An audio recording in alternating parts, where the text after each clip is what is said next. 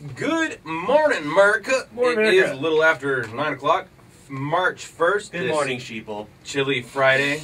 Well, hopefully they're not anymore. Not all right? of them. Not all of them. Not the ones That's our listening. job. People are waking up. Yeah. But I do have a couple of interesting news stories for you from around the state this week. The first one out of Omaha. Federal appeals court has upheld the 10-year sentence for a Nebraska man convicted of growing marijuana in Lincoln houses with his brothers. Da Van Cow appealed after being sentenced last year to 10 years in federal prison. There is no parole in the federal prison system. On Wednesday, the 8th U.S. Circuit Court of Appeals found that Cow's sentence followed congressionally mandated sentencing requirements. Cow and two of his brothers were indicted for conspiracy to grow marijuana. The Lincoln Grow operation was discovered in 2010. Authorities say Cow paid utilities on a house where investigators found more than 1,400 plants. His brother, My Cow, was sentenced to 2 years in federal prison. Authorities believe the other brother, Tham Cow, returned to Vietnam. And I have to tell you guys, it's not every day when you read the news that you get to say the line, My Cow has been sentenced to 2 years in federal prison. So I just had to bring that story back this week. Pretty crazy. Tham Cow.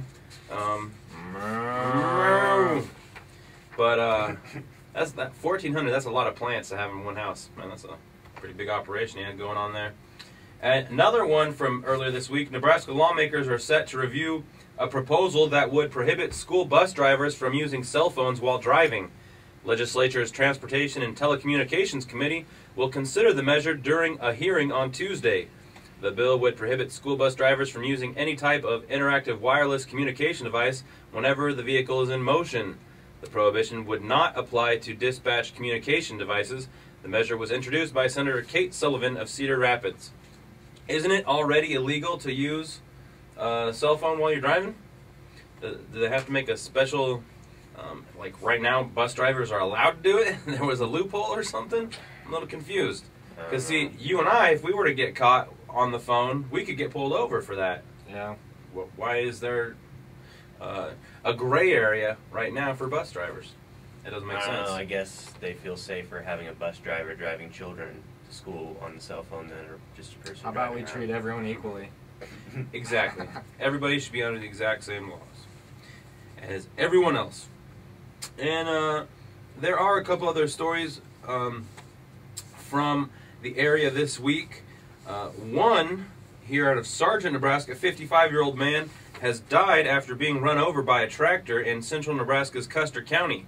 Sergeant Fire Chief Reese Jensen told the Grand Island Independent that Dennis Seidel was killed Sunday afternoon.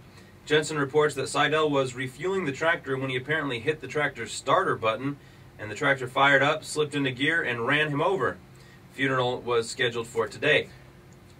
Now, I don't know about you guys, but personally I feel like we should ban tractors. Yep. Dangerous. They're dangerous. Far too dangerous.